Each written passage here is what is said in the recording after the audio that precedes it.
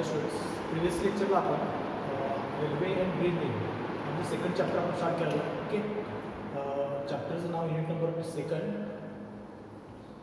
Track geometrics construction and maintenance. Track geometrics construction and maintenance हा second chapter आपण घ्यायला start केला. त्यामुळे पहिला पॉईंट आपण बघितला अलाइनमेंट म्हणजे काय.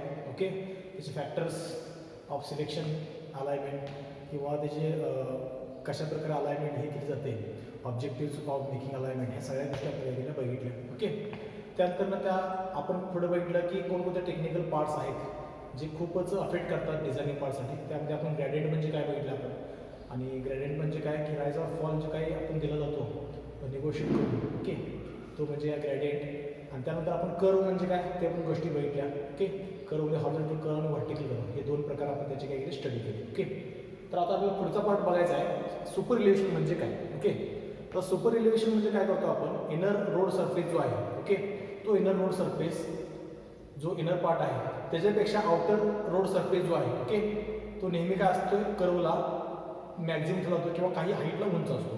सेम तीच कन्सेप्ट काय केली जाते सुपर इलेव्हेशन इन रेल्वे ह्याच्यामध्ये प्रोव्हाइड केली जाते. ओके, त्या ट्रॅकला प्रोव्हाइड केली जाते. त्यामध्ये काय असतं, सपोज हा ए पॉईंट आहे, ओके, आणि हा ए पॉईंट आणि हा बी पॉईंट. ओके, हा ए पॉईंट हा इनर रेल्वे ट्रॅक आहे आणि हा बी पॉईंट आउटर रेल्वे ट्रॅक असेल. ओके, असेल तर काय होतं, काही कर्वच्या वेळी काय होतं, हा जो आउटर रेल्वे ट्रॅक आहे तो काही अंतर वाढवला जातो. ते जे काही अंतर आहे त्याला आपण काय म्हणतोय सुपर इलेव्हेशन. ओके, ते म्हणजे काय असतं सुपर इलेव्हेशन. त्याला आपण ई म्हणू शकतो कॅपिटल ई.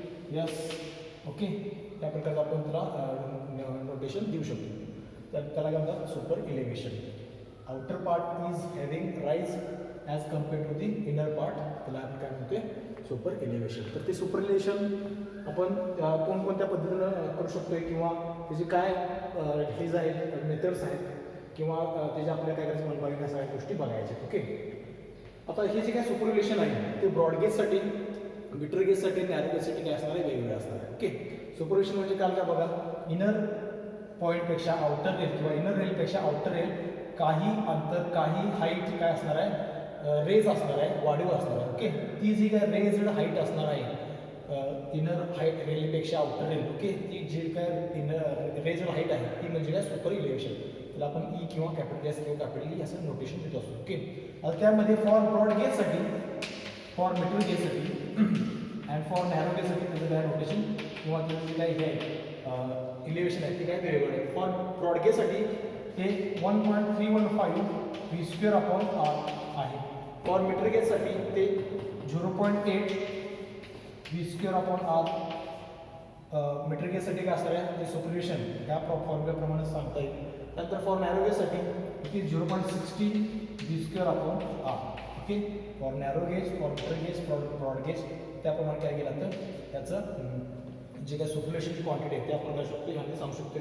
व्ही म्हणजे काय असणार आहे, velocity in kilometre per hour and R stand for radius of curve असणार. ओके, आता सुपर इलेव्हेशन का प्रोव्हाइड करायचं, necessity of providing super elevation. Okay, त्याला आपण सांगू शकतो ह्यामध्ये काय होऊ शकतं की ॲट दी कर्व पार्टला जी काय ट्रेन आहे ती मुवमेंट करू शकते, डिस्कम्फर्ट क्रिएट होऊ शकतं किंवा व्हायब्रेशन्स क्रिएट होऊ शकतात. त्यामुळे जर प्रॉपरली आपण सुपरविशन प्रोव्हाइड केलं तर काय होईल, त्याला कम्फर्ट टू दी पॅसेंजर होईल, प्लस हे जे काय वेअर हे आहे जे काही रेल्स आहेत त्यांचं वेअर अँड टिअर कमी होईल, मिनिमायझेस होईल. ओके, आणि सेफ्टी, फॅक्टर ऑफ सेफ्टीच्या दृष्टीकोनातून किंवा ॲक्सिडेंट चान्सेस यामध्ये काय होतील, मिनिमाइज होतील. These are the necessity or purpose of providing super elevation. Okay, त्यानंतर आता आपल्याला बघायला गेलं तर सुपर इलेव्हेशनची काही लिमिट्स आहेत की किती पर्सेंटेज प्रमाणात आपण सुपर इलेव्हेशन मिनिमाइज करू शकतो किंवा किती लिमिटपर्यंत आपण सुपर इलेव्हेशन ठेवू शकतो. ओके, आता सुपर इलेव्हेशनची जी काही व्हॅल्यूज आहेत, okay, maximum permissible values for providing super elevation at site. Okay, तर ती किती असणार आहे, the limit of super elevation on curve it depends on India is about 1/10 of gauge. 1/10 of gauge. 1/10 of gauge. Suppose म्हणजे जर broad gauge असेल, broad gauge असणार आहे 1.67 मीटर गेज आहे 1 मीटर. नॅरो गेज आहे 0.76 मीटर म्हणजे आपण 0.62 to 0.76 प्रमाणे घेतलं जातं. ओके, आता ह्यामध्ये 1/10 ऑफ गेज जे काय परमिसिबल लिमिट आहे ओके प्रोव्हायडेशन ऑफ सुपरलेशन तर ते किती आहे 1/10 ऑफ गेज असणार आहे म्हणजे याच्या 1/10 म्हणजे 1/10 ओके. आता हा जो काय आन्सर येईल किती असणार आहे 16.10 सेंटीमीटर किती येईल 7.6 सेंटीमीटर याप्रमाणे काय होईल त्याप्रमाणे काय असणार आहे आपलं जे काही सुपरव्हिलेशनचं काय जे काही मॅक्झिमम परमिसिबल लिमिट आहे ते ह्याप्रमाणे सांगू शकतो ओके. हे कशासाठी मेंटेन केलं जातं जेणेकरून पॅसेंजर डिस्कम्फर्ट क्रिएट होऊ नये आणि पॅसेंजर्सला सेफ्टी दृष्टिकोनातून आणि जे काही रेलचे जे काही 2 पार्ट्स आहेत त्यांचे वेअर अँड टेअर कमी होईल त्याप्रमाणे मॅक्झिमम परमिसिबल लिमिट काय केलं जातं प्रोव्हाइड केलं जातं ओके. आता नेक्स्ट पॉईंट आहे कांट इफिशियन्सी. नेक्स्ट पॉईंट कोणता आहे कांट इफिशियन्सी. आता हा कांट इफिशियन्सी म्हणजे काय तो आपल्याला वन बाय वन बघूया.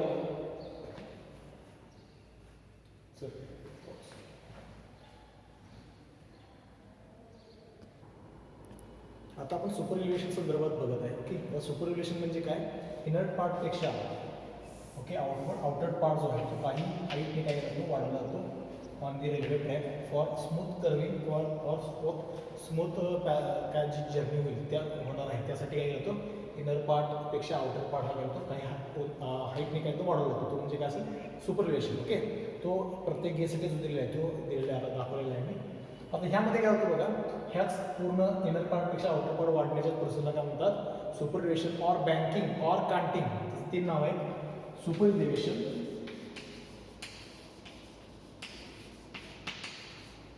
बँकिंग किंवा कांटिंग किंवा कांट ओके कांटिंग किंवा कांट ओके. त्याला आपण म्हणू शकतो हे 3 नावं त्याला जाईल. आउटर रेल हाईट ही काय असणार आहे इनर रेल हाईटपेक्षा रेजड असणार आहे तो म्हणजे काय असणार आहे सुपर इलिव्हेशन ओके. हे तिन्ही त्याला काय सेंटेन्स तक आपण त्याला संबोधू शकतो ओके. तर आता आपल्याला नेक्स्ट पॉईंट बघायचा आहे कांट डिफिशियन्सी. कांट डिफिशियन्सी म्हणजे काय किंवा सुपर इलिव्हेशनला डिफिशियन्सी म्हणजे काय किंवा बँकिंगची डिफिशियन्सी म्हणजे काय ओके. आता तुम्हाला मागाशी सांगितल्याप्रमाणे जे काही मॅक्झिमम परमिसिबल लिमिट आहे ते 1/10 आहे ओके. सुपर इलिव्हेशनचे किती असते maximum permissible limit in India for smooth curve create करण्यासाठी किती आहे ते 1/10 आहे ओके. ॲज ती गेज चेंजेस जसं होईल त्याप्रमाणे ते काय होतं डिस्टन्स चेंज होत जातं ओके. तर त्या प्रकारचं आता जे परमिसिबल लिमिट आहे ओके त्याचाच उपयोग करून घ्यायचा आपल्याला. आता कांट डिफिशियन्सी नेक्स्ट पॉईंट आहे कांट डिफिशियन्सी.